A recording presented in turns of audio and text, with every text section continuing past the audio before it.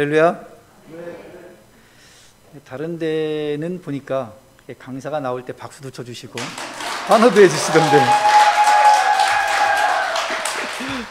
예, 저희 집 밥숟가락이 몇 개인지조차 아시는 분들이 많으신데 이런 분들 앞에서 뭐 간증을 한다고 이렇게 또 쓰니까 두렵고 떨리는 마음이 앞서네요. 혹이라도 제가 과장하거나 거짓말하면 어떡하지? 저거 아닌 것 같은데 이렇게 생각하시는 분들이 계실 것 같아서 어떻게 말씀을 드려야 될지 참 설레고 또 한편으로는 두려운 마음도 앞섭니다. 그럼에도 불구하고 또 제가 느끼는 그리고 제가 받은 하나님의 복, 하나님의 은혜를 나누면서 여러분들은 또 여러분께서 내게 주신, 여러분 각자에게 주신 하나님의 복이 무엇인지 생각할 수 있는 그러한 짧은 시간이라도 되었으면 좋겠다라는 마음 가지고 섰습니다. 저는 그 충남 부여군 귀하면 서구리 114번지 예, 전기조차 들어오지 않는 곳 그리고 책가방은 꿈도 못 꾸고 책가방이 있는지도 몰랐어요. 제가 초등학교 다닐 때는 책 보자기에 책을 싸가지고 이렇게 딱 메고 다니면 그래서 장마철에는 비가 많이 오면 책이 젖을까 봐 학교를 못 갔어요. 십리길을 걸어 다녔거든요. 초등학교 1학년이 그런 어떤 깡촌에서 태어났습니다. 뿐만 아니라 증조할아버지, 증조할머니, 할머니, 고모, 저희 형제, 사형제 이렇게 살았어요. 생계를 무엇으로 유지했냐? 할머니가 무당이셨어요. 할머니가 구슬하고 점을 치고 받아오시는 쌀로, 보리로 먹고 살았습니다.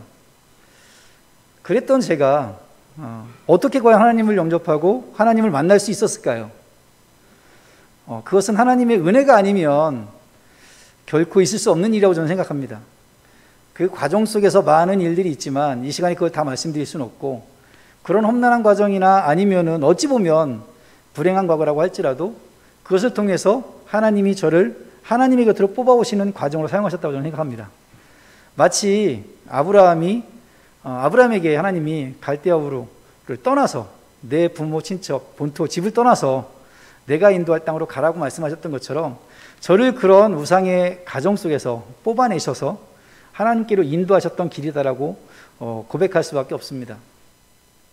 저는 돌이켜보니까 오늘 뭐 간증을 준비하면서도 제 인생을 한번 반추해 보실 수밖에 없지 않습니까? 어떤 인생을 살았고 내가 어떤 은혜를 드렸나 보니까 참 하나님께 많은 은혜를 받았다라고 제 사진 한 장 좀 보여드릴까요? 네.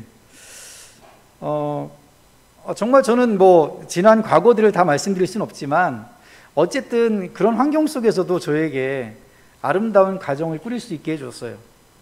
흐려서 잘 보이실지는 모르겠지만 다들 환하게 웃고 있습니다.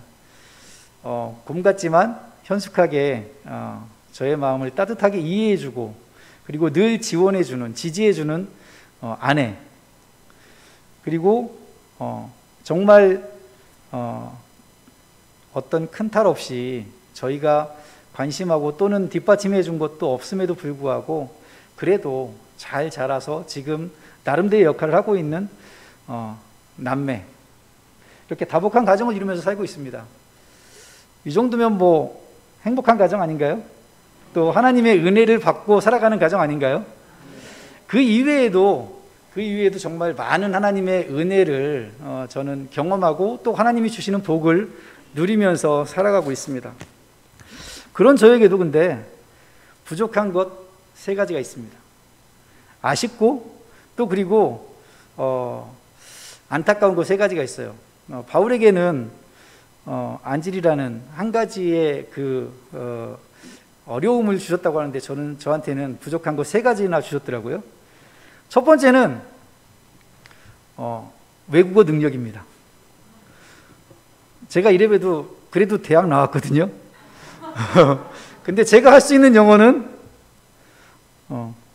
땡큐, 쏘리, 헬로 이 정도의 유치원 다니는 수준밖에 안 돼요. 저도 영어를 너무나 잘하고 싶거든요. 제가 그래도 외국에 한 10번 이상 갔다 온 것 같은데 뭐 선교로 대부분 갔다 왔지만 가면은 저는 뭐 영어를 못하니까 뭐라고 말하는지도 모르겠고 내가 뭘 말해야 될지도 모르겠고 해서 저는 우리나라 말로 말합니다. 예. 그래도 그 사람들이 답답한지 다 알아듣더라고요. 다 알아듣고 제가 원하는 걸 하고. 근데 대부분 다 이제 친구들하고 가거나 아니면은 뭐 선교로 가니까 팀으로 가거나 뭐 여러 사람이 가니까 뭐 답답하면 옆에 사람이 알아서 해주고 또 그 사람들이 알아서 해주고 했는데 위기가 다가왔어요. 한 번은 저 혼자 출장을 가게 된 겁니다. 베트남에 출장을 가라는 거예요. 혼자서. 어떡하지? 그래가지고 제가 몇몇 사람들한테 기도 부탁을 했습니다. 국제 미아가 되지 않도록 기도 좀 해줘라. 갔어요. 그러니까 이제 출장을 가니까 거기에 있는 이제 또 맞이해주는 사람이 있었죠. 해가지고 첫날은 이 업무를 잘 봤어요. 둘째 날은 저 관광을 하자는 거예요. 둘째 날. 알았다고. 다음날 아침이 됐어요. 자기가 몸이 아파서 가이드를 못하겠다는 거예요. 혼자 가라는 거예요. 관광을. 그것도 제가 숙소로 삼고 있는 곳에서 한 30분 가는 거리에다 저를 떡 떼어놓고 여기가 시티 투어하는 시작하는 곳이니까 시티 투어 버스를 타고 한 바퀴 삥 도시고 내려서 택시를 타고 경남이라고 말하면 그 사람 다 알아서 데려다 준다. 걱정하지 말라 그러는 거예요.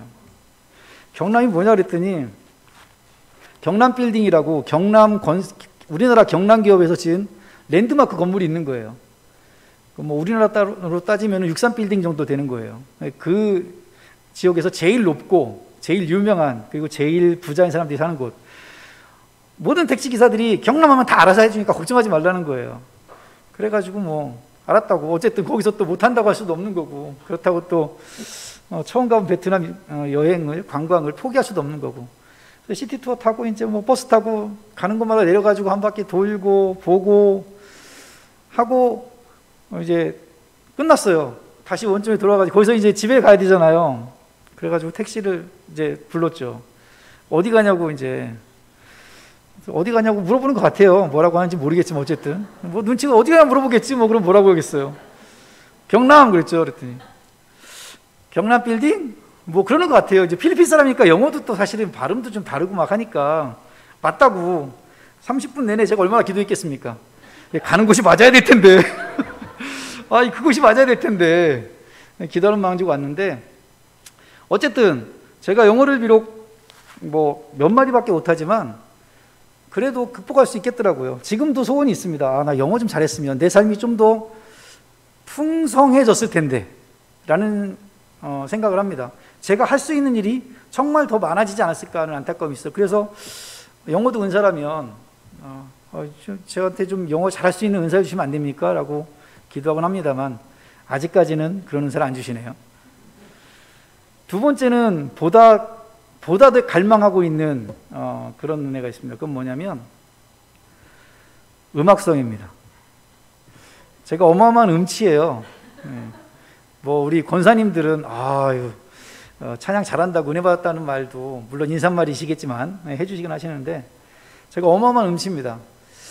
제가 초등학교 4학년 때부터 교회를 다녔는데 중등부, 고등부 되면 다들 이제 기타 치고 막 다 하잖아요. 제 친구들은 다 기타 치고 찬양하고 그러는데 저는 안 되더라고요. 그게 몇 번 배우려고 시도를 해봤습니다만 안 되는 거예요. 나는 음악성이 없구나.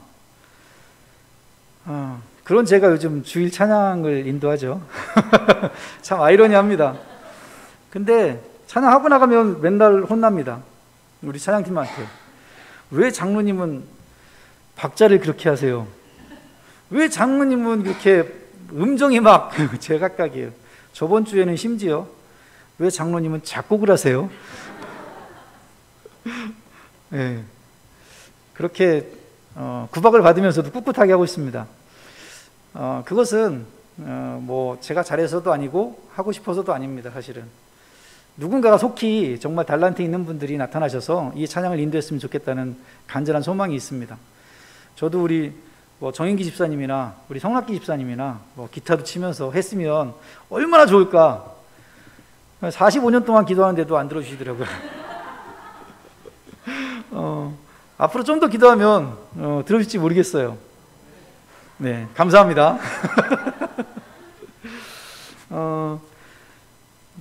그리고 세 번째 마지막엔 좀 더 근본적인 거긴 한데 저한테 물질의 축복을 안 주시더라고요. 예. 제가 아까 말씀드렸다시피 저는 그 산골 총구석 거기서 태어나가지고 뭐 서울에 제가 어머니 따라 올라왔는데, 어머니의 부름을 받고 올라왔는데, 어머니가 처음에 딱 올라오니까 한복을 하셨거든요. 근데 사골세가 50만 원에 5천 원짜리 사골세였던 것 같아요, 제 기억에. 근데 이제 뭐 삭발을 하셔가지고 뭐 애들 교육시키고 생활하고 또 그리고 가게세를 내고 하는데 버거우셨겠죠. 얼마나 힘드셨겠어요. 그러면 저한테도 소망이 있잖아요. 저한테도 뭐 어머니 입장에서도 아들 잘 키워가지고 또 정말 아들 덕 좀 봐야 되겠다는 생각을 하셨는지 모르겠지만 어쨌든 보란 듯이 이런 생각을 하실 텐데, 저도 또 속으로 어렵게 자랐으니까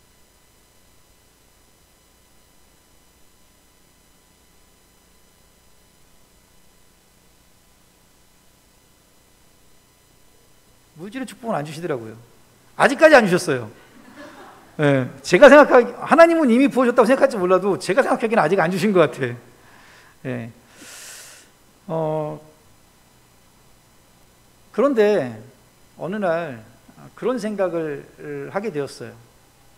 저한테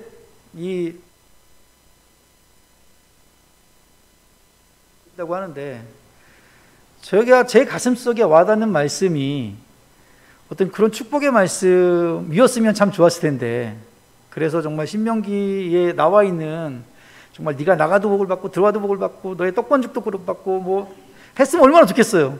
근데 제 가슴에 와닿는 말씀은 바로 이 말씀이었습니다. 하박국 3장 17절 18절 말씀이었어요. 잘 보이시는지 모르겠는데 우리 함께 한번 읽어볼까요? 시작. 비록 무화과 나무가 무성하지 못하며 포도나무에 열매가 없으며 감람나무에 소출이 없으며 밭에 먹을 것이 없으며 우리의 양이 없으며 외양간에 소가 없을지라도 나는 여호와로 말미암아 즐거워하며 나의 구원의 하나님으로 말미암아 기뻐하리로다. 아멘. 여러분도 아멘이세요? 네, 감사합니다. 저는 이 말씀이 아멘이 되더라고요. 그게 지금 제가 가난해서 그런지는 모르겠어요. 그런데 생각해 보니까 우리나라 속담에 물에 빠진 놈 건져 놓으니까 뭐라고 하죠? 네, 보따리 내놔라. 하나님은 우리에게 저에게 가장 큰 축복을 주셨어요. 가장 큰 복, 가장 큰 은혜는 무엇일까요? 그것은 바로 죽었던 저를 하나님의 은혜로 살리신 것이었어요. 그 큰 은혜를 받았는데 이 은혜 받고 보니까 이제 보따리 생각이 나는지 저 물질 좀 주시면 안 돼요?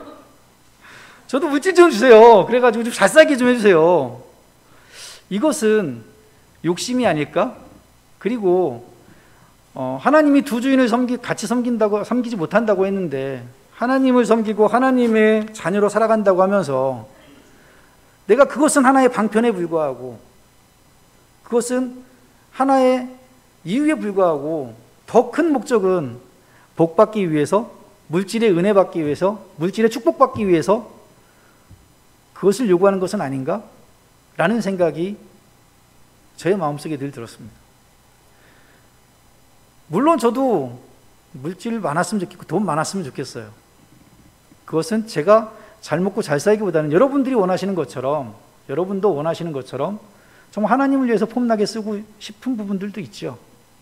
그러나 하나님이 바울에게 말씀하셨던 것처럼 너의 은혜가 너한테 족하다 라고 말씀하신다면 그것으로도 감사할 수 있어야 되지 않을까 하는 생각을 하게 되었습니다. 지금도 저는 가난해요. 지금도 저는 집도 없고 물론 절도 없습니다. 예, 그나마 새도 딱 안방 하나만 제 돈이고 나머지는 또 남의 돈이고, 물론 뭐 많은 부분들이 그렇게 살아가시지만 저도 동일하게 그렇게 살아갑니다. 누구보다 가난할 수 있어요. 그렇지만 저는 누구보다 행복하고 기쁨으로 살아갑니다. 요즘 제가 즐기고 있는 게임이 한 가지 있는데 저희 가족이 다 같이 즐기고 있는 게임입니다. 한번 보여주시겠어요? 좀 충격적이신가요? 해보셨죠? 예, 고스톱입니다. 요즘 저희 아이들이 각각 객지 생활을 하고 있어서 2주일에 한 번씩 모여요. 모이면은 한 2시간 정도씩 고스톱을 칩니다. 예. 얼마나 재밌는지 몰라요. 애들이 이제 그전에는 애들이 이제 뭐 아들은 게임한다 그러고 딸은 뭐 친구 만난다 그러고 언제 오니? 그럼 밤 늦게? 뭐 이래요. 요즘은 야, 한번 모여야지, 한판 해야지 하면은 제깍 옵니다. 저번 주에는 아빠 우리 언제 가면 돼? 그러더라고요. 그래서 저번 주 며칠 안 됐죠. 3일 전에도 한판 했습니다. 저희는 점 100을 치는데요. 돈 따먹게 치지는 않습니다. 룰이 좀 달라요. 룰이 너무 재밌거든요. 궁금하신 분은 나중에 따로 저한테 오세요. 제가 얼마나 재밌게 치는지 가르쳐 드릴게요. 그걸 모아가지고 저희가 같이 가족여행도 가고, 그리고 또 아까 보여드린 가족사진도 찍고, 그리고 또 보다 유익한 곳에 쓰려고 모으기도 하고 이렇게 하고 있습니다. 비록 제가 비록 가진 것은 없다 할지라도 이런 하나님의 은혜를 누리고 산다는 것, 그것이 얼마나 감사하고, 그리고 이것이 하나님의 정말 근본적이고 가장 큰 축복이라고 저는 생각합니다. 그렇게 믿고 또 감사하고 있습니다. 오늘 재정관인데 사실은 제가 뭐 돈이 없어서 재정관에 대해서 말씀드릴 건 별로 없는데, 제가 중학교 2학년 때 하나님을 인격적으로 영접을 했습니다. 그리고 고2 때 제가 2가지 결단을 했습니다. 그 한 가지 결단은 11조는 하나님이 나의 주인이시라는 증표다. 하나님이 내 것이 아니라 나에게 주신 내 육체, 내 영원한 생명, 이것이 하나님의 것인데 내가 누리고 있는 물질 또한 하나님 것 아니겠습니까? 이것이 내가 하나님의 자녀라는 고백입니다 라는 게 11조다 라는 생각을 가지고 난 11조를 해야겠구나 라고 결단을 했습니다. 지금도 여전히 많건 적건 11조를 하려고 노력하고 있습니다. 기도하는 것은 저 11조 좀 많이 하게 해주세요. 속마음은 결국은 돈 좀 벌게 해달라는 얘기죠. 예, 많이 하게 해주세요. 기도합니다. 왜냐하면 그래야 교회가 더 큰 일을 할 수 있지 않겠습니까? 물론 교회에 드리는 건 아닙니다. 11조가 교회가 잘하고 못하고를 떠나가지고 교회가 가치 있는 일을 하니까 내가 11조 드려야지, 교회가 별로 가치 없는 일을 하네, 내가 보기에는 교회가 교회다운 일들을 안 하고 있네, 11조 안 해야겠다. 그건 11조를 교회에다 하는 거죠. 그렇든 안 하든 하나님의 것을 하나님을 고백하는 겁니다. 그것을 잘못 썼다면 그것을 잘못 쓴 사람들이 하나님 앞에 책임을 받겠죠. 그것을 내가 판단해서 내가 그럼 11조 안 하고 다른 곳에 해야겠다? 다른 곳에 해야겠다? 라고 한다는 것은 그 책망은 또 그 사람한테 받을 수밖에 없습니다. 다른 한 가지 결단한 게 궁금하시죠? 네. 궁금하시면 저한테 강사료 500원을 주시고 다음에 한 번 더 초대하시면 세워주시면 그때 그거 말씀드리겠습니다. 저는 신앙은 결단의 연속이라고 생각을 합니다. 내가 어떤 결단을 하냐에 따라서 내가 어떤 신앙의 길을 걷게 되는 것입니다. 그 결단의 마음도 물론 하나님이 주시겠지만 하나님이 주시는데 여러분들이 결단하지 않으면 그 결단이 이루어지지 않다고 저는 믿습니다. 여러분들은 이번 다니엘 기도를 통해서 또 그리고 이번 주에 내내 진행될 간증과 말씀 집회를 통해서 무엇을 결단하시겠습니까? 하나님이 분명히 여러분한테 결단을 하고 주시는 말씀이 있을 겁니다. 그 말씀을 듣고 그 말씀을 아멘으로 받아들이고 결단하는 시간이 되었으면 좋겠습니다. 기도하겠습니다. 하나님 감사합니다. 하나님의 그 크고 놀라우신 은혜가 너무나 감격스럽고 너무나 놀랍고 그리고 제가 감당할 수 없는 큰 은혜임을 고백합니다. 이 은혜를 누리면서도 정말로 더 무엇인가를 갈급하는 욕심 많은 저의 어리석음과 연약함을 주님 불쌍히 여기시고 날마다 부어주시는 그 은혜를 깨달으며 감사함으로 고백할 수 있는 저희가 될 수 있도록 인도하여 주옵소서. 이번 집회를 통하여서 하나님이 주시는 말씀, 하나님이 주시는 나에게 주시는 도전의 말씀들을 아멘으로 받아들이고 결단하며 보다 성숙한 신앙인으로 성장하는 저희가 될 수 있도록 주님 인도하여 주옵소서. 예수님의 이름으로 기도드립니다. 아멘.